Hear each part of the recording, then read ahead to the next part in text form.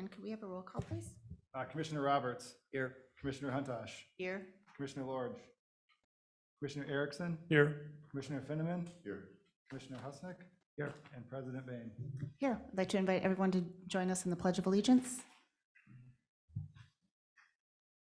Pledge allegiance to the flag of the United States of America and to the republic for which it stands, one nation, under God, indivisible, with liberty and justice for all. All right, members of the EDA, we have an agenda before you this evening. I will entertain a motion to approve or any changes. I make a motion to approve the agenda. I would second. We have a motion and a second. All those in favor signal by saying aye. Aye. Oppose? Agenda's approved. Our next item this evening is to approve the meeting minutes of our regular EDA meeting from June 14th, 2021. I will entertain a motion to approve or any changes.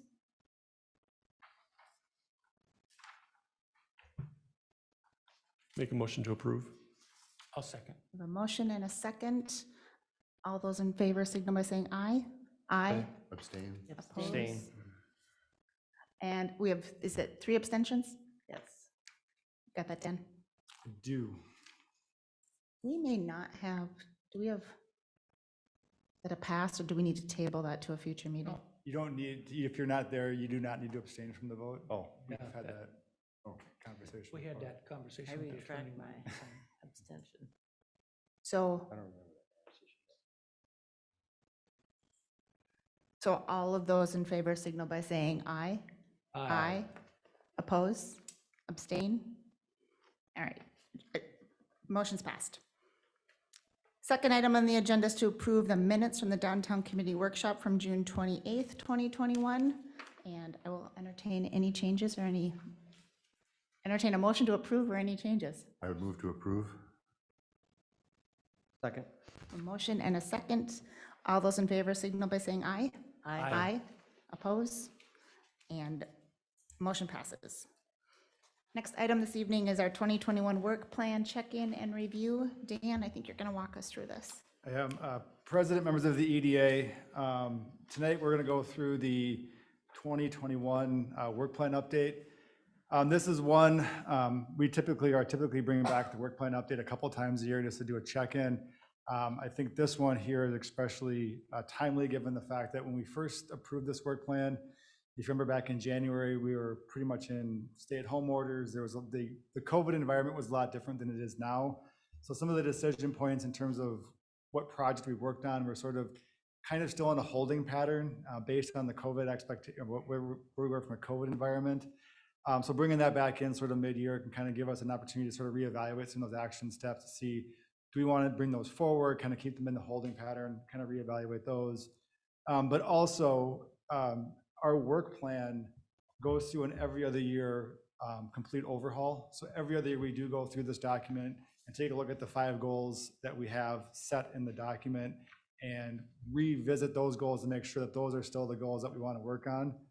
2022 is a year that we do have that evaluation as is needed on our work plan. When we set this up, we wanted to make sure that our work plan was a living document, that it didn't just get created once and live on a shelf. We wanted to make sure that that document was able to be updated as needed. So we do have a larger overhaul scheduled for the end of 21, beginning of 22.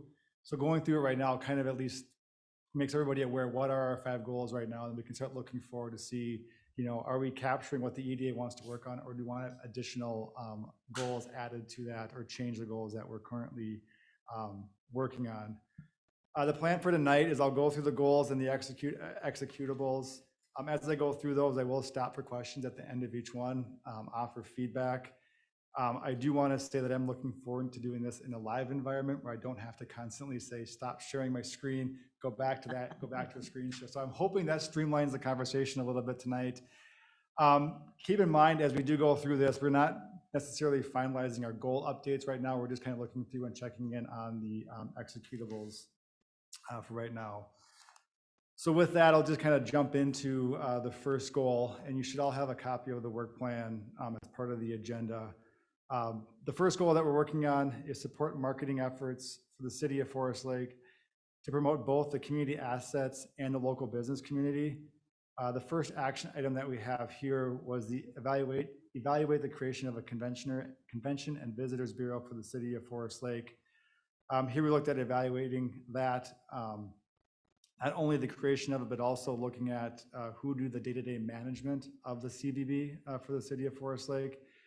This was one of those that when we went through this back in January, this was probably one that was close to potentially not being on the work plan, just given the fact that there was a lot of unknowns in terms of where we would be from an environment where people could kind of come into town from like a tourist standpoint, or, are we going to even be able to hold events, here in 21? So as of right now, I've done no formal work on this, but this would be one to check in with the EDA. Is this something that the EDA is still wanting to look at in the third and fourth quarter of 21, or do we want to postpone this to 22?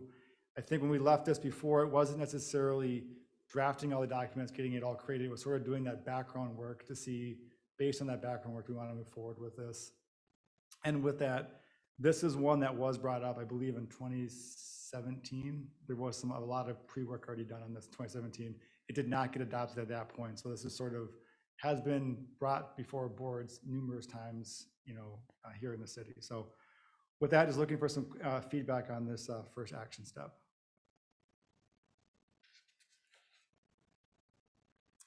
I would pretty strongly be in favor that we work on it right now, third and fourth quarters.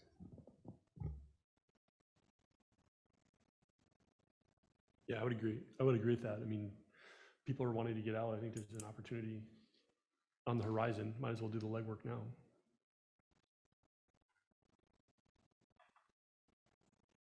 Jan, is the thought on this that we are partnering with the chamber still? Is that still the current thought? That was the original thought when we had conversations. I have not talked to Nanette about that or the chamber recently on that, because like I said, it was more of a third, fourth quarter of 21, and there was other pressing issues that had focused my attention on. But that when this was originally envisioned in 2017, the chamber at that time was going to do the day-to-day operations of it.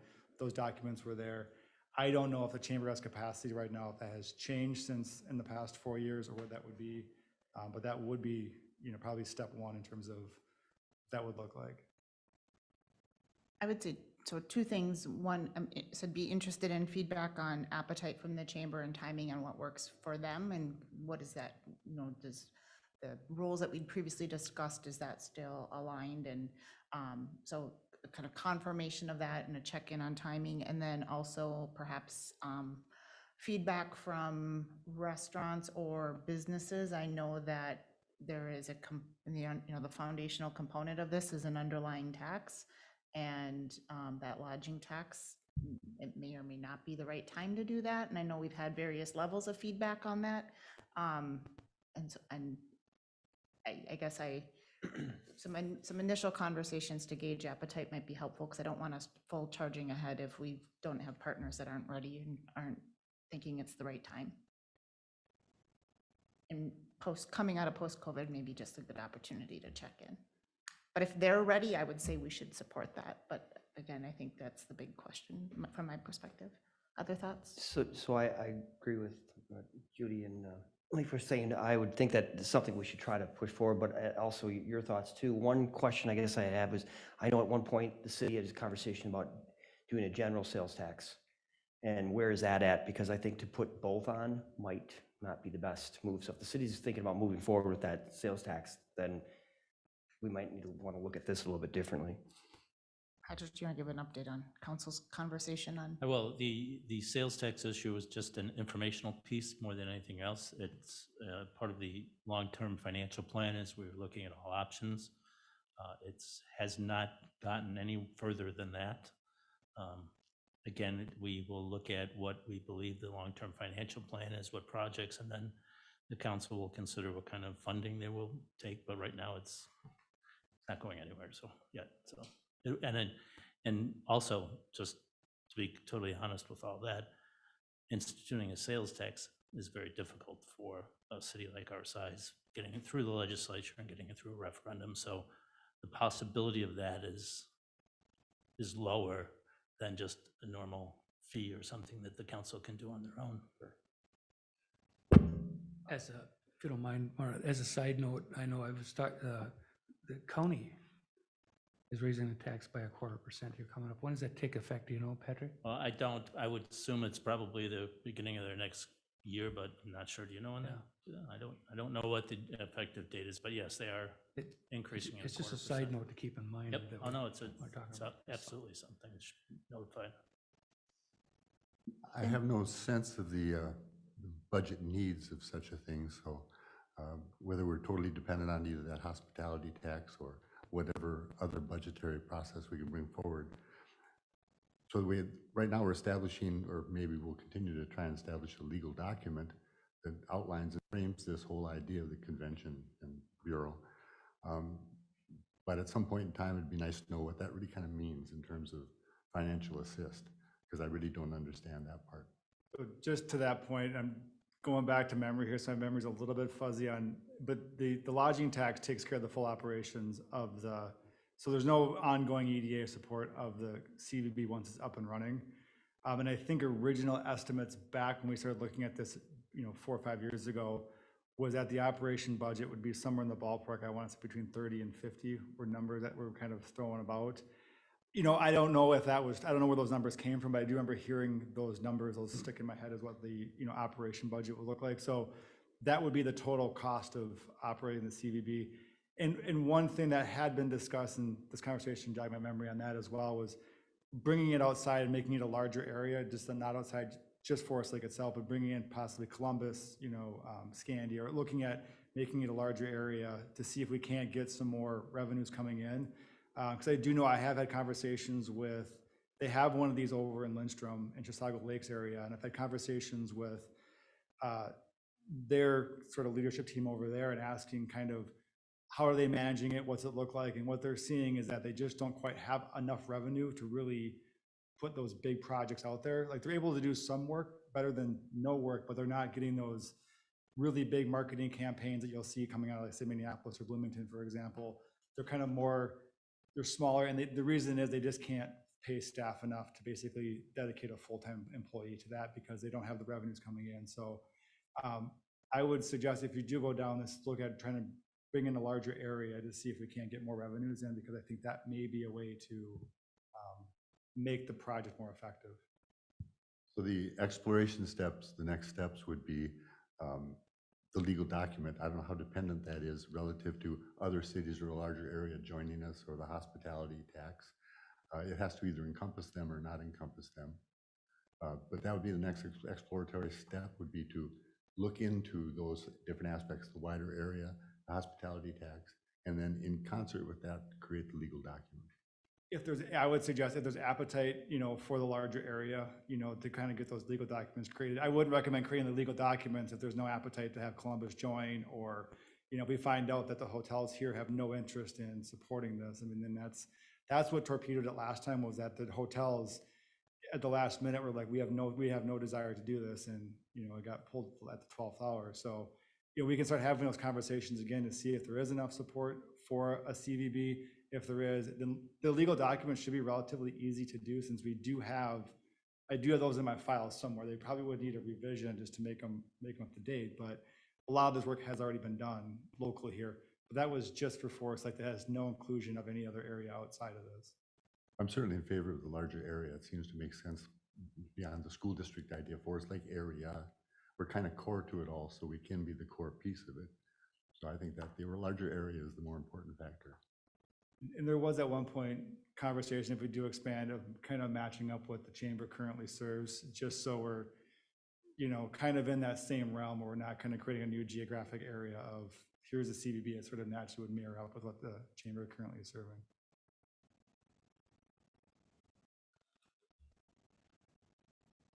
So it sounds like yes, appetite to continue conversation, and then kind of leave it to you to kind of bring back on timing, feedback, and suggested. Yep, that's helpful for me, just kind of knowing, because that was one that was tentative to begin with in January. And if it sounds like there's enough momentum now, we can start having those conversations and bring this back on a quarter 3, quarter 4 meeting agenda. I know sooner rather than later, maybe kind of quick call to confirm. I know Columbus was considering other CVB organizations, and so maybe quick call to confirm if they've already joined that or if they're still open to a partnership. I'll put this on near the top of my work plan, so we'll get it bumped up there. Anything else on that one? Dan, are we talking about a physical address here, a brick and mortar address for a visitors bureau? That's a great question. The original conversation was it would partner with the Chamber's office. So the Chamber's office then would become the default location for walk-in traffic for Z. They would answer the phones, they would staff it, there'd be a contract for services that they would render. They would take care of all of the agreements with the marketing firms, they would take care of all the ads, they would do all of that work, and then they would come in annually just with their budget to say, here's what we're spending the CVB's money on. But physical brick and mortar would be, originally was designed to go to the Chamber of Commerce offices. I just wanted to clarify that, thank you.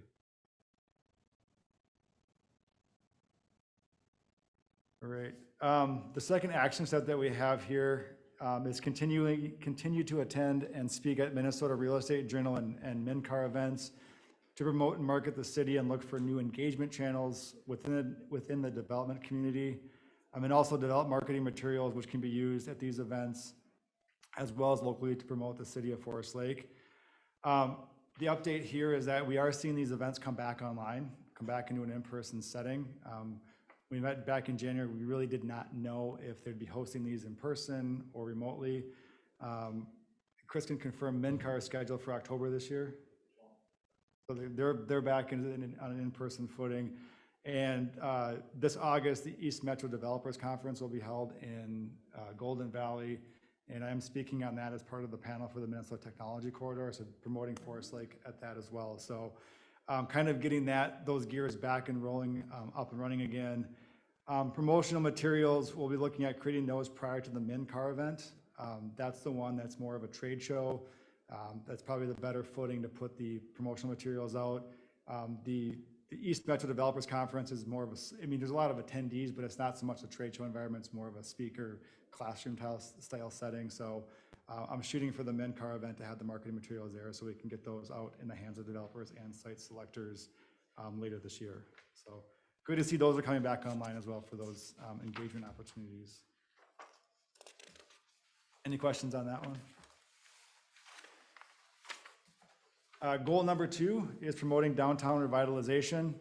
Action step is complete the downtown planning process.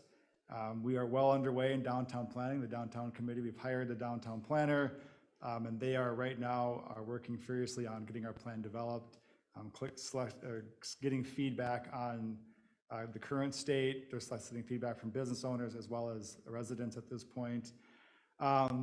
The one update that I do have here is that we had originally hoped to get this done in Q4 of 21. It's looking like this will now be done in Q1 or Q2 of 22, just because of that later start that we had, because we were just kind of the vetting process took a little bit longer. So we're going to end up doing the approval of this one back in 22. So just a small adjustment on the time schedule there, but everything else is on track to get this completed within a year time setting. Any questions on the planning process? The second action step is that the Forest Lake EDA will continue to promote the Downtown Business Incentive Program. The policy, just as a reminder, currently provides a one-time tax abatement of up to $5,000, reduced permit fees, and a 10-day building permit turnaround times for commercial properties located within the MU1 and MU2 zoning district. An update here, we do have 2 incentive programs that have been approved in 21. One has already been paid, the other one is pending project completion. I have one more possibly coming in that I've heard that potentially is going to apply for it. And I just spoke to another business owner actually this afternoon, and they are looking at applying as well. They haven't fully scoped their project out yet. So we're seeing quite a bit of interest in this program this year, which is a good sign. And also we're going through the complete revision of the policy behind this as well. So the applicant today, I did say we are going through revision, so they don't want to do the full $40,000 worth of project. There's a potential they could have a scaled back, graduated scale, which they seemed interested in. So a lot of interest in this program this year, which is good to see. Any questions on that? Good to see the interest. And I'm not ignoring it, it's just tough to look. I got you. Good, you're good. Okay. Goal number 3 is actively market and promote the city-owned land to attract new commercial development within the city.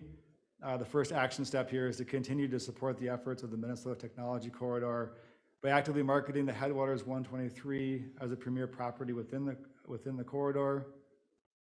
The deliverable is to continue to update the Invest in Forest Lake website with current materials for the Headwaters parcel and business park listings, and then present an update on the Minnesota Technology Corridor at an EDA meeting in the second quarter of 21. We did do that. Chris did provide an update on the corridor as a whole in second quarter of 21. I'm also, like I mentioned before, speaking at the East Metro Development Conference, specifically targeting the Headwaters 123, but we'll also mention the other opportunities here within the city at that as well. So the primary focus will be Headwaters and Tech Corridor, but we have opportunity to sort of expand Forest Lake, or promote Forest Lake generally at that as well.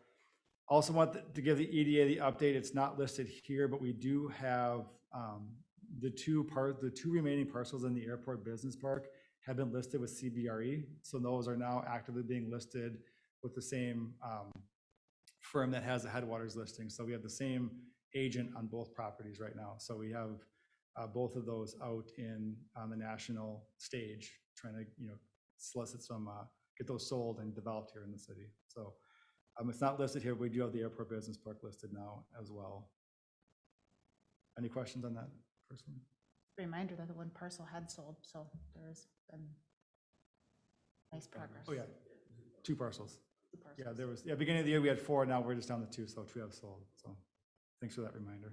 When you go to the East Metro Development Summit, does our marketers, CBRE, ever participate? Do they ever step in with you to, I don't know, reinforce the opportunity? So it's a panel discussion that I'll be taking part of, and Dan from CBRE won't be there, as part of the panel discussion. It'll be myself, Bruce from Connexus, and Rachel from the city of Hugo. So it's more of a, city-led initiative there, but, Dan won't be there presenting. He may be in attendance. I don't know if he's going to be attending it or not, but the primary focus on that is just to bring awareness to the Tech Corridor, and then answer any follow-up questions that do happen as a result of that presentation. Seeing as how the door is starting to open to life again, it might not be too bad down the road here a little bit to get some kind of assessment from CBRE as to how they see movement forward and what they're starting to learn and what they've seen in the past. But the past I know is muted, but the future and what they expect to see. I'd just like to get a better feeling for this. We're going to hang on to this piece of property for quite some time, and I guess I need the reassurance of CBRE as we go along, and as I see the work they're accomplishing, if they're reaching out in different ways or more ways. I'll ask him for an update, because we do have a renewal on that listing agreement that's scheduled for the end of this year. I'll ask him for an update, market update prior to that, just so we know kind of what he's seen from a market interest perspective and what he kind of sees the future of. So I'll bring that update prior to that renewal.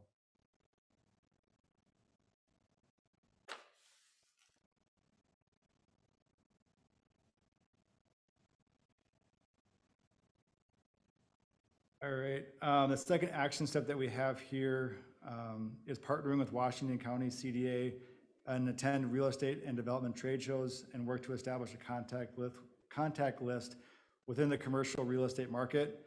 At this point, I'm starting to get back in and talking to Chris about, we're taking part of the East Metro Development Summit, and I'm also hoping to attend MNCAR again with him as well, like we did in 2019, so we can start to get that list established.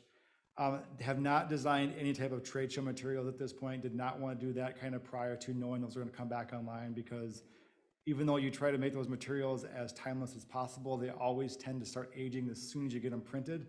So kind of wanted to get that printing as close to the return to in-person as possible. So I will be reaching out to try to look at what it would take to get some trade show materials done, hopefully in advance of MNCARS when I go there this year, assuming Chris will take me again.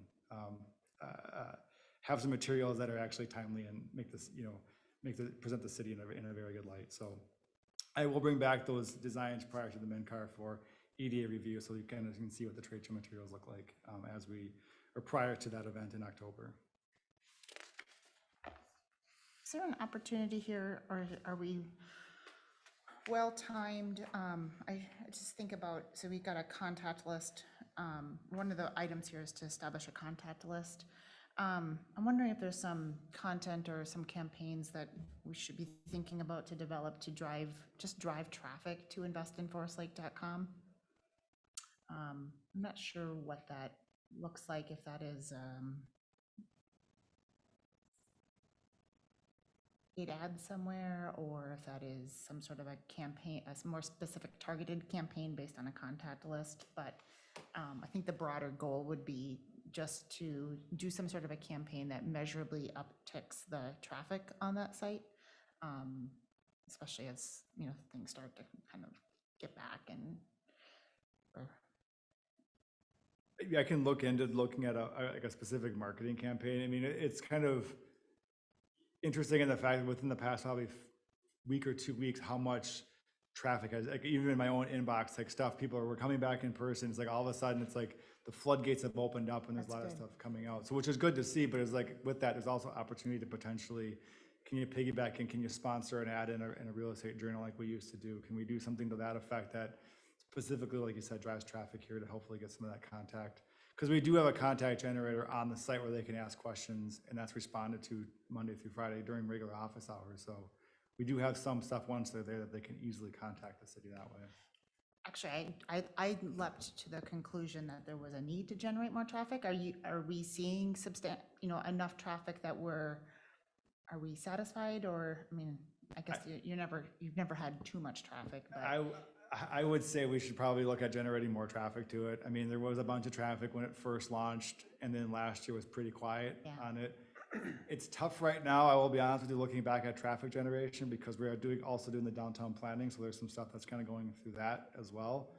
But I think it's also good to show that one site, if somebody's coming in from the outside, is seeing the Headwaters parcel, seeing sort of the downtown planning, they're seeing all of the activities in one location.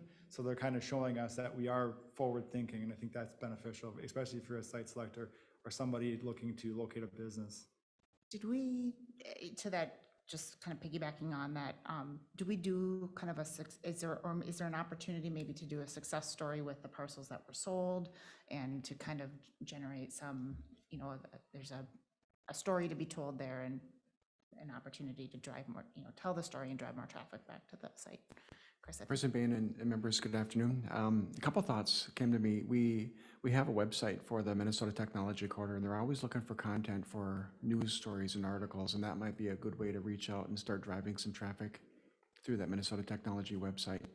The other thought occurred to me is, as we're doing the East Metro Development Summit and the MinCar Expo down in Minneapolis, we might do something as simple as giving away a $5 gift card. If you drop your business card in this container, we'll draw names, but we've got all of a sudden a whole bunch of business cards that we can start sending email information out to, and they might or might not look at it, but it's always good to just have that list, as you mentioned. I think that's a great idea, and we'll start putting that together as part of these upcoming events.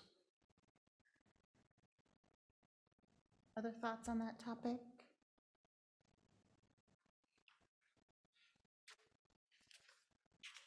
Okay. Moving on to goal number 4.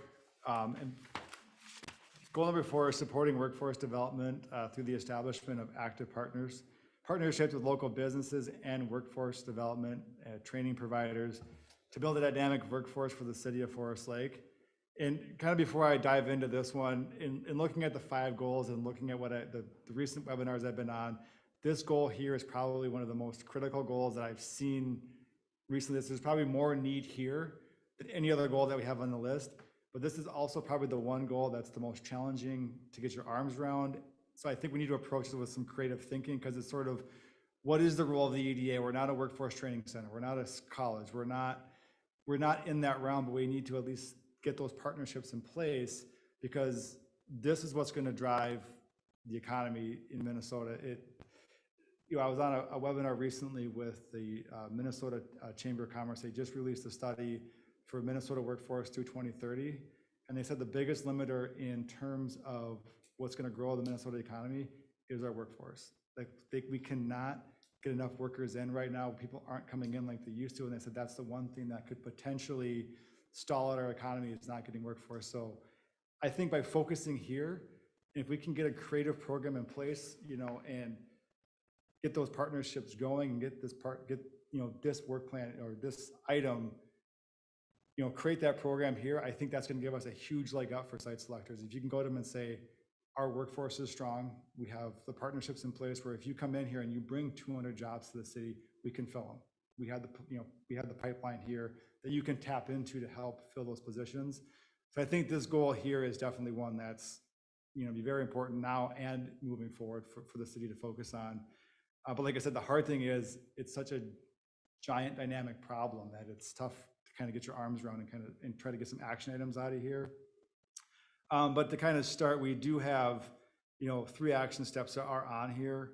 The first one is to work with the businesses to learn about their challenges and finding and retaining talent, and then make the connections within that development and training providers, educators, and others to identify opportunities to address those challenges. We did start doing that with the BR&E survey. We reached out and kind of said, what's your biggest challenge? That's echoed on that survey. They said talent retention and attraction was the #1 issue that came up. In terms of how do we address the shortages, I'm attending, conferences or webinars, call-ins, trainings with state and other partner agencies and trying to figure out what are those creative solutions.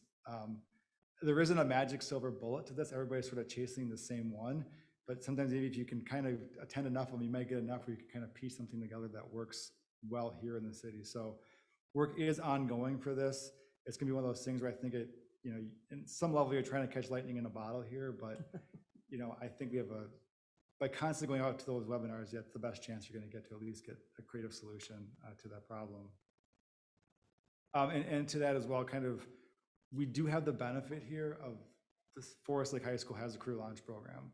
So we already do have a leg up in terms of what they're doing. That program brings high school kids into manufacturing, into different sectors, and sort of give them an opportunity to say, I may not want to go to a 4-year degree or a 2-year degree, I want to go maybe into manufacturing. And they have the opportunity to basically apprentice or work with those manufacturing companies to kind of see if they like that job and kind of get that pipeline started.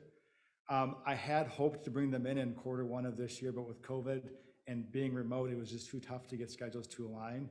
Now that we're back on an in-person footing, I'm hoping to reach back out to them and get them scheduled so they can come in and present what they're doing, because I think this is going to be foundational in terms of how we address this problem here. This is a great resource to have. I've also been, throughout COVID, they've been meeting virtually. I've been attending all of those virtual meetings, providing them with city updates as to what we're doing and getting their updates as to what they're doing, because I know when everything sort of went remote, they sort of were kind of like everybody else trying to figure out how do we do a job shadow program remotely. People are working remote, but they've done a phenomenal job of keeping that program going. So I'm hoping to bring them back in here in the fall of 21 so they can give you an update, and they'll do a much better job than I can at presenting as to what they are doing. And then finally, on here is looking at our current workforce, collect and analyze data specific to the city of Forest Lakes workforce, include information on skills, education of our community residents, what we have here for available talent and development programs. One thing we're looking at, I had talked to Chris a little bit about doing a labor force study, just to kind of see what are our actual needs here. Reach out to local businesses and have a consulting firm come in and actually develop that labor force study, so we really know where our gaps are and where we're strong. And I think one thing here is maybe expanding that area out, so it's not just Forest Lake, but maybe try to loop in Hugo and Scandia as well. Just, I think dynamically, if you look at us compared to, say, a Woodbury who has done these studies in the past, we're going to be a little bit tougher to study. Woodbury's are standard sort of, suburb, pretty kind of, I don't want to say cookie cutter, but they have a little bit different, existing job or labor force that's there kind of compared to out here. We have a lot more commuters out here. So I think getting a bigger area is going to help expand in a little bit more and give you a little bit broader of a picture of actually what's coming in and coming through Forest Lake. So I'd be interested in just learning more on how those studies have changed and just the nature of work changing, right? So, people that used to think about, I'm a Forest Lake worker, pre-pandemic is different now just because there's just people at home. And so they used to very much identify with being, I'm in Minneapolis or I'm in St. Paul, and they still are technically in those roles, but physically located in just a living room. So I'd be interested in just how those studies have changed and what's important data points coming out of that. Because I think you're looking for what's the talent pool here. And obviously that hasn't changed, but people's identification of where that job is connected to is certainly much different. I would think a good source of data would also be the local employment agencies that are operating here locally. They seem to work within geographic areas. They seem to know what happens within those geographic areas. And they are trying to push people toward jobs in a variety of ways. So we have 2 or 3 of them, if not more than that, locally. Seems to me there's a good data source there. President Band, members, one of the things I might just add briefly is that this is going to be, I think, one of our greatest challenges going forward, the availability of worker and the availability of talent, not only for our existing businesses, but certainly for those that are looking at relocating or expanding, and maybe even keeping those businesses that are here from relocating to where they can find talent. So it's something that we definitely need to step up our efforts a little bit on. I got a call last week from a telemarketing company that is really, they're a marketing company that sells cellular phone data. And so when you travel, your phone is tracking you, and they have information that they will sell you. And I think the information has changed dramatically over the last year and a half, where people that, we maybe had 80% of our working residents driving outside of the county and outside of the city to work every day. Maybe now that's changed to 40% or 50%, but I'd really like to work with you to find out, is that information that would be valuable to the EDA, or what other kinds of things should we be asking if we're looking at obtaining this information? And certainly talk to the employers. What are you experiencing right now? And I know Nanette can speak to that, because we talk about it on a regular basis, that this is it's a real issue. And I think having the information available to determine what is our projected employment pool, not only looking back to see where we've been, but looking forward to say, where are we going to be in a year or 2 or 3 years from now? And how do we help our businesses survive by finding those workers? It's a real challenge right now.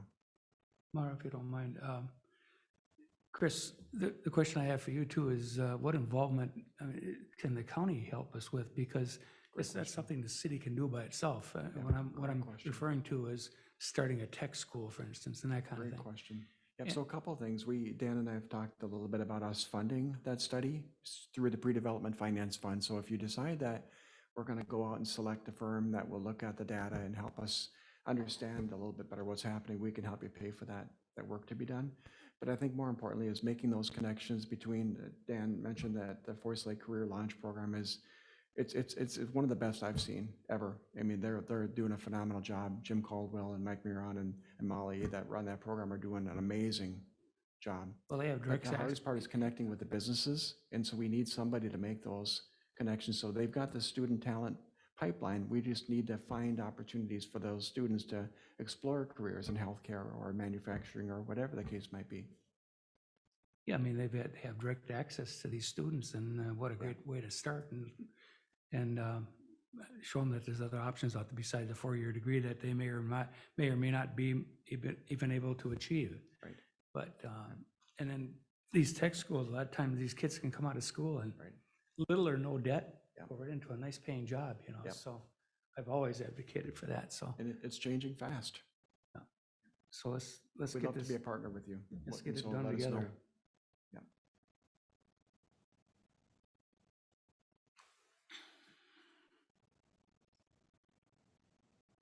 Yeah, and as you tee up that conversation with Career Launch, I think one of the foundational questions will be for us is, how can we help them, right? They've got a great program. What can we do to amplify what they're already doing? And I think that's sort of what I'm hearing from them, kind of as I've been on these calls and on these webinars, is that they're looking for the connections with the businesses. So if we had those inherent connections as sort of that as we kind of went back out with BR&E efforts and kind of reestablished within the community and sort of re-engage with the business community here, is that we can bring back potentially a business because they're looking to get locations for students to work, and I think being that conduit is probably where we're going to end up. What role we can play in supporting them and advertising the program for it and being the champions for it, because as Chris mentioned, I mean, having that asset here it's incredible. When you go to conferences and everybody's like, workforce development, nobody's doing anything. It's like, well, here we have this program that's just starting out, that's doing extremely well. You can typically get somebody's ear because all of a sudden they're like, well, my biggest problem in terms of site selection is talent recruitment. And you guys are already starting to work on that. That shows that you're, it's been amazing the reception I've gotten when I've talked to people about that. So.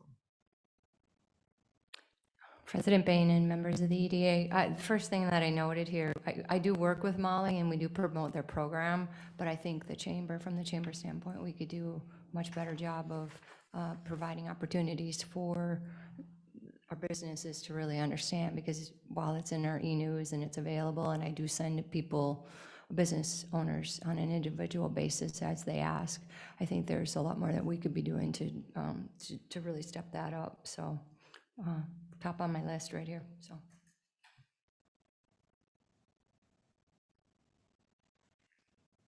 Any other feedback items for goal 4? Again, anything further you need from us? Nope. Last goal is goal number 5, identify barriers to development, redevelopment within the city, and look for proactive solutions to reduce or eliminate these barriers. The first action step is perform a policy review of tax abatement, business subsidy, and TIF programs, and update the current policies as needed. Work is underway right now on the downtown incentive program. When I get that completed, I'll begin work on the other 2, the tax abatement and TIF programs.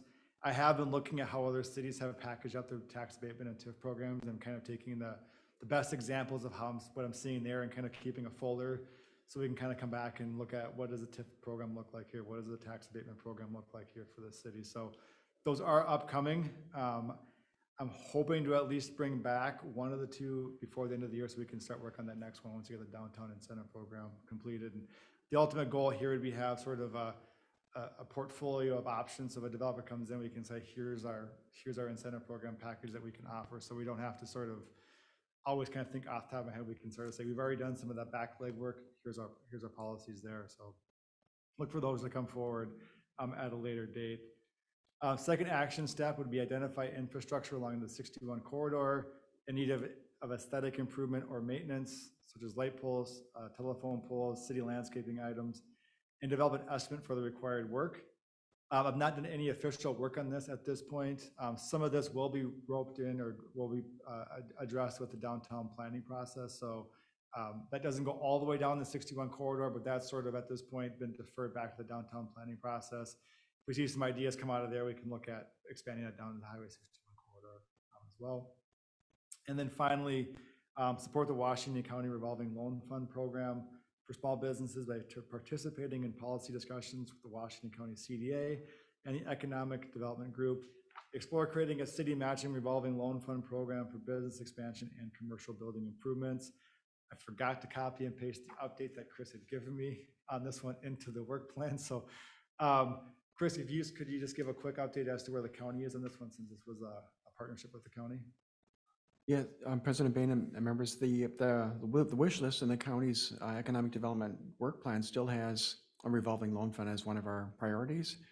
It's difficult coming out of the pandemic right now because the businesses aren't looking for loans. They don't want to take on additional debt right now. So we're likely going to wait another year, not levy for that revolving loan fund program to start in 2022, but probably look at it for 2023, and hopefully we'll be back on track again. But maybe during my update, I'll talk a little bit about some of the deed grants that were just approved by the legislature, which we think is going to fill some of the gaps for business grants right now. That makes sense.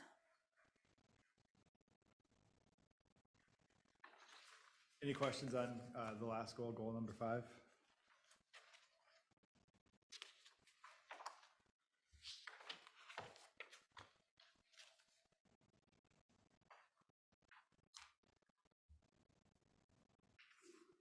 And I think, like I said, I typically like to go through these updates a couple times a year just to kind of check in with the EDA to kind of show progress and where we've been on goals and kind of reset the last half of the work plan here for 21. I do have enough here to really go on and really kind of create the next, meeting agendas and what the priorities are for the remainder here of 21. Just keep in mind, keep this in the front of your brains as we start looking at the end of this year. We are going to have to go through those goals and make sure those goals are still what we want to be focusing on for 22, 23. If you recall, last time we had 7 goals, we went down to 5. That number is not set in stone, so we find out there's an initiative that we want to add, we can definitely add one. We can combine, we can tweak, but just keep those goals in the mind for when we bring that back at the end of the year as we revisit this program for the next 2 years.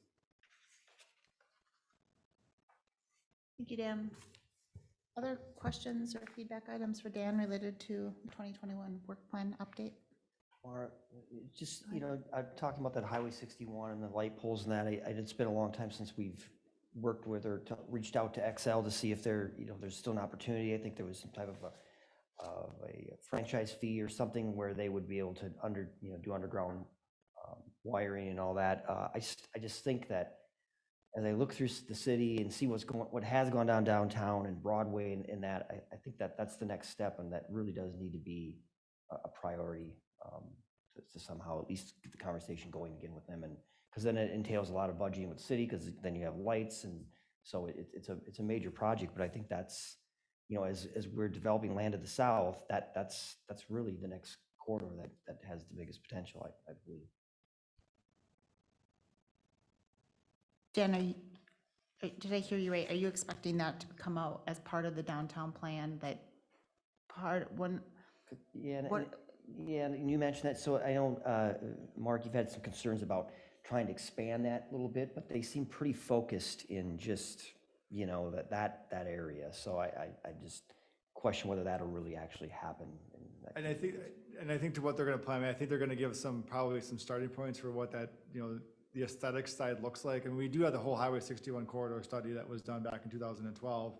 They have a copy of that. So I think when I mentioned that it's sort of like, it's not going to encompass all of the 61 corridor, but I think it's sort of a starting point, see what their plan starts to look at, and then we can fill in as we need to for the expansion both north and south. Because you're right, they are going to focus on the downtown core, but some of what they maybe present in that, as the aesthetic study there, we can transfer down 61. So you want to make sure that as we get further down 61, that we match the aesthetics, that we kind of take that, that what we're starting in downtown and can carry that through so it looks more continuous. But to that point too, I can start having those conversations with Excel earlier on. So if we're not making, undergrounding is not necessarily an aesthetic choice in terms of what design elements you're going to put on there. It's simply putting, not simply but taking the power lines, putting them underground. That's sort of a project that can at least have those conversations prior to the downtown 61 or the downtown study being completed.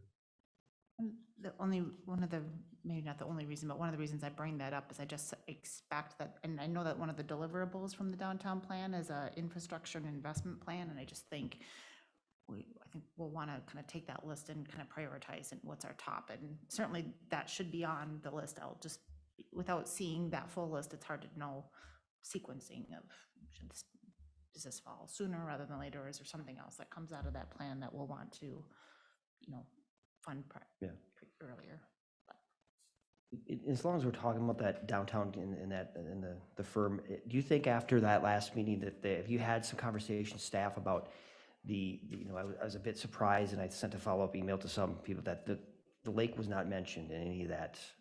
They were talking about the trails and a tree canopy and different things, but the lake never was mentioned. And so I just hope that they, after that, realize that is a key point. I mean, that has to be part of the whole process here. Yeah, I'm positive they know that's a big part of what we do. We've had that conversation with them a couple of times when we've walked around, and they understand that that's a big part of what Forest Lake is and what the attraction is, what the real draw is to bring people into downtown. They're fully aware of that, yeah. And I think to piggyback off that point as well, I mean, they're still in the information gathering stage, still trying to figure out what are those unique situations to Forest Lakes downtown. And I think they're well aware now that the lake is one of those things where it's not just a lake, that people actually use it to get in. It's a transportation. It's like a trail. People come in to downtown using that lake. They come here specifically to use the lake, and they're well aware of it now. I've had a conversation with Bruce after the fact, and he's like, I didn't realize, he goes, yeah, I kind of forgot about that, but it's now front of brain for that, for the planning team. Good.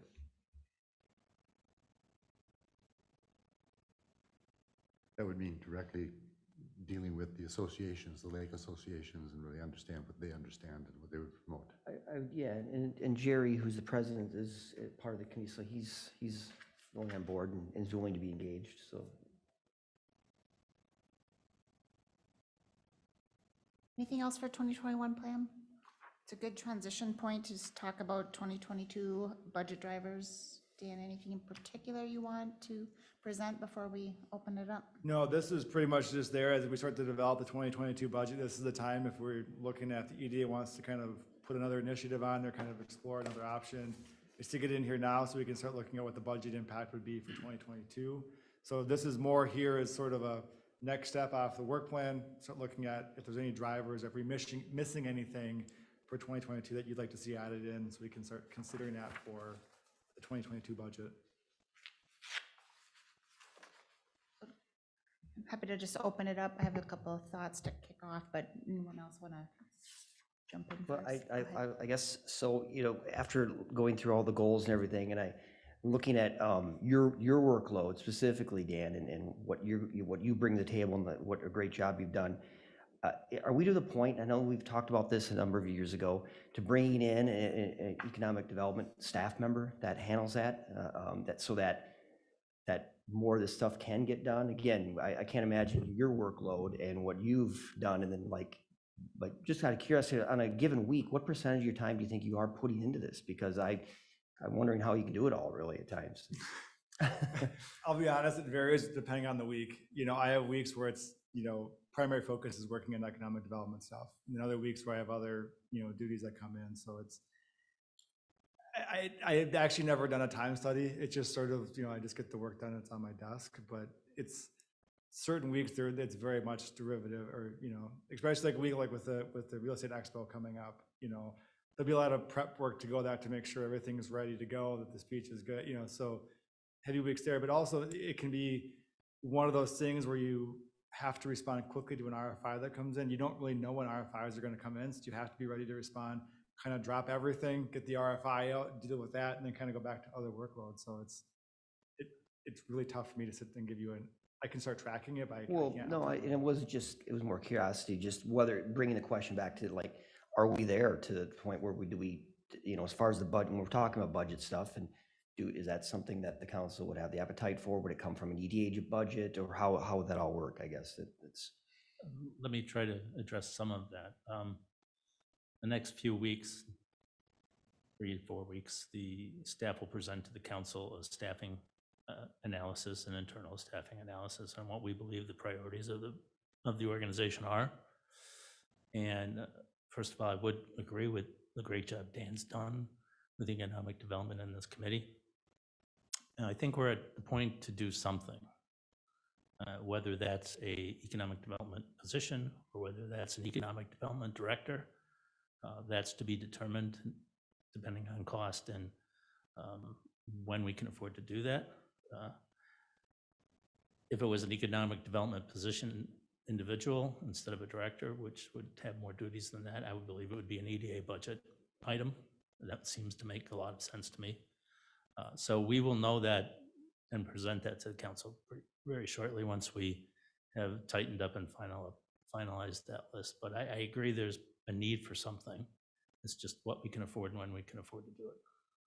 With Nan's kind of a one-man band there, and so to bring that CVB into her hands, maybe that's something that the city would maybe more manage as partnership, and maybe that's a way to justify that additional staff member or something, I guess. Well, and as a community this size and with the open land and some of the goals that you would like to accomplish with downtown, that's a lot of work, and it's a lot of time and effort, and I think we will have to address it sooner rather than later. I mean, 1 to 2 years at the most, not 5 to 6 or 10 years. Just again, it's how we slot it, where we slot it, and what the council and the budget can afford to take. So And just to comment, we have that same area on police officers and other staff places. So I mean, we're getting the pressure of a growing community. That's pretty normal. So Other things that immediately come to mind thinking of 2022 budget. So just placeholder that's on my list, we're going to come out of the downtown planning process first quarter of 2022 with that plan. It'd be good to have some thought around what is that plan going to take to keep momentum?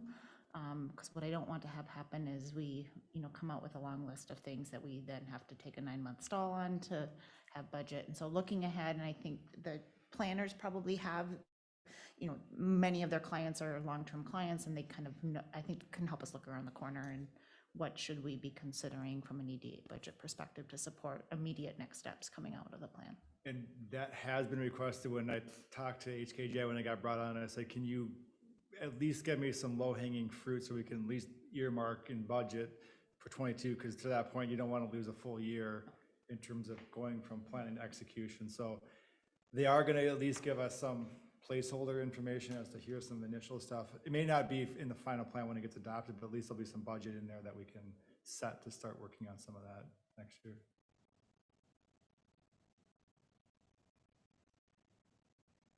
Any other feedback items for Dan as we're thinking about budget? Again, just kind of quick timing, as Patrick had mentioned, staff comes in over the next several weeks with initial draft budget to council, but the preliminary levy does need to be set in September. We can always come down between September and final approval in December, but just a reminder of that timeline that we do need to have those major goal items identified end of August so it can all come together in September for preliminary approval. Budget's having or council's having a very similar conversation on this topic tonight at the council level, and so your feedback on staffing is very well timed. Patrick, the city of Forest Lake is supposed to be getting some money again, is that? yeah, we through the state are or something? getting some money from the federal government. I believe it's 2.1 and change. We have to look at what all the requirements are, but initial review of those requirements, they're heavily weighted towards infrastructure, water and sewer, but also other kind of relief packages, business and things like Because that. I was just kind of wondering how that money can be allocated. So for example, we have completed a downtown sewer study, and there are some barriers with the sewer study. We're waiting for the watershed district to finish their review of that document. But that may be a perfect opportunity to use some of those assistance funds to mitigate that barrier that we have discovered in the downtown plan or the downtown review of the sewer and things like that. Well, the point being is that still relates right into the EDA. I mean, Right. as far as our goals are concerned. Yes. So, Yeah, and 2.1 million may not get us very far as if we have to do a lot of infrastructure downtown to fix it, but at least it's an option that we need to look at. Those funds are available now. We've applied for them. We haven't got notice that we received them yet, but you have until December 31st of 2024 to expend those. So we have some time to plan and figure out what the priorities are. We will start to do that internally on a staff level, and hopefully during the budget discussion and EDA, whatever, we will determine what the best use of those funds are. So how bad is the news for that study downtown? I mean, as far as, I don't have a dollar amount yet. okay, all right. There's a barrier, if I recall, and please, it's been a while since I read it. There's a sanitary barrier that doesn't flow very well. We have two major problems, especially if we do redevelopment. The sanitary, we know that there's some bigger pipes that we need to put in, but also stormwater is even bigger. Combined with the redevelopment and the very stringent stormwater regulations from the watershed district, that is a big barrier to changing how we do things, or at least reconstruction of the downtown or reconfiguration, whatever you want to call it. Those are major challenges, those two things. But I think that with the sewer, if that's something we can can knock off the list with some of these funds, I think that would be a wise move so that we don't have to worry about that 2 years from now, 3 years from now, 4 years from now. How does all of that connect with, or does it connect with the demolition of the old theater building? Yeah, I'm not sure that those funds could be used for that, quite No, honestly. no, but Oh. I thought I heard that they need some cooperation from the city with the utilities to be able to take that building down? Is that true or not true? I'm not sure what cooperation as far as the relationship to the utilities go. Is that electric utilities or stormwater, or, I mean, or sewer or water? I'm not sure what that cooperation is. Well, I'm not sure either, but for I thought it was at the state level. Yeah, State level? for them to tear, so underneath 61. yeah, I would say that's a good point. It's probably 61 there. I don't think we, as a city, present a large barrier to that. All they really have to do is cap the sewer and turn the water off. Water off, yeah. I think the bigger issue is the expense to tear down that structure. And then if there is some state right-of-way issues or something, that may be an issue that they can't have equipment too close or something, but they maybe have to have permitting. But as far as the city goes, So there's no. there's really okay. no impediment on our part. The demolition permit, cap the sewer, cap the water, and have a plan. The demolition plan would tell you where to truck it, how to take it out. Which would include some safety measures along the sidewalk there, I'm sure. Yeah. During the And I think process. that may be where the state comes in, like you said, so I haven't had that discussion. I don't know what those barriers are. I haven't been told that, so. Bring the conversation back to other budget feedback items, 2022. We'll certainly have a broader budget workshop, but wanted to piggyback at least the review of goals into kind of forward thinking on rolling that ahead. So have opportunity for future workshop sessions on that topic. With that, let's keep moving, and other city updates. Jan, Patrick, anything for EDA this evening? Just at the downtown planning link is now live on the city's homepage as well. So we're starting to see feedback come in. I checked before the meeting. There were a couple of comments on the word cloud and 13 and 25 marks on the map. So starting to come in. Do you have some social media planned for that as well, now that it's on the city site? We will get it planned. Yeah, I don't have it at this point, but we'll get it planned. Very good. Washington County? Thank you, President Bain and members. Just a real quick update for you. I mentioned earlier that the state of Minnesota has appropriated, the legislature has appropriated about $200 million to DEED, the Department of Employment and Economic Development. And a big chunk of that is going to go directly to business grants. And so there'll be another round of funding coming through the state of Minnesota. There's a webinar coming up on Thursday, and I can send Dan the information if anybody wants to watch it. I don't know the details of how the state will select businesses, but I've heard that, and maybe this is part of the webinar, that they're going to use nonprofit organizations like MCCD, which is the Open to Business program, to get those dollars out quickly. So it'll be a direct contract from the state to those nonprofits and then administer those grants on behalf of the businesses. So a lot of money coming through the American Rescue Plan Act that Patrick was referring to earlier. The county still hasn't specifically committed any funds to that yet, but we're still kind of keeping an eye on what happens at the state level and see if that money goes far enough, and we'll certainly keep that on the radar as well to see if there's an additional round of funding that the county may need to talk about with small businesses still that are in the recovery efforts. So it is an eligible activity. We just haven't we haven't been, and as Patrick mentioned, there's a little bit more time here to plan that money and to prioritize it. So they're still in the workshop stage to do that. So, but I'll let you know more, and certainly I can pass that link on Dan if anybody wants to watch that DEED webinar that's coming up on Thursday this week. That'd be great. Thank you. And that is so that that program is intended to be, so state funded, state programming, they might use nonprofits to administer, but that is expected to be a grant program, Correct. not a loan? It is a grant program directly to small businesses, yeah, Right. through the nonprofits. Forward on that link, that'd be good. Mm-hmm. Thank you. Thank you. Any questions for Chris this evening? All right. Chamber update. Nanette, anything for us tonight?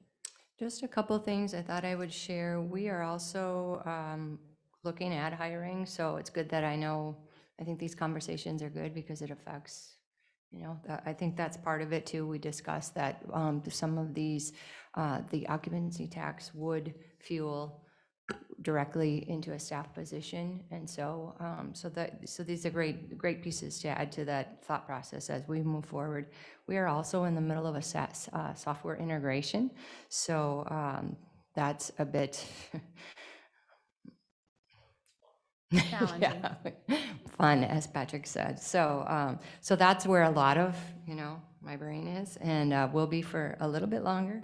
But really looking forward to the effectiveness and efficiency of having that available, which also includes job listings and things of that nature. So there's some real interesting pieces with that. We also have been introducing and welcoming some new businesses into the community, so that's great. We're always happy, and there's more coming. We found that even though they, almost every single one, they say they're going to open at a certain time, and it's delayed. And so that's just kind of the nature of the beast these days. Is it's usually later than what they anticipate, but we do have businesses opening, so very happy about that. And then from an internal standpoint, our 34th annual Chamber Golf event is 2 weeks from today.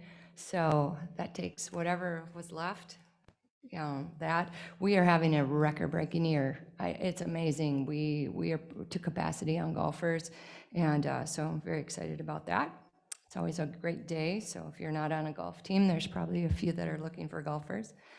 And then talking about the education and our partnerships with the school, we get done with golf, and then in August, we welcome all of the new teachers to Forest Lake and Leela. So that happens at the end of the month, and so we provide a lunch and sort of a vendor show. So the businesses are there to promote to the teachers, and so that comes up at the end of August. So that's what's going on at the Chamber. Fabulous. Thank you. Thank you. And with that, that's the end of our planned agenda this evening. Anything else? Otherwise, I will entertain a motion to adjourn. I'll make a motion to adjourn. Second. Motion and a second. All those in favor signal by saying aye. Aye. Oppose? And we're adjourned.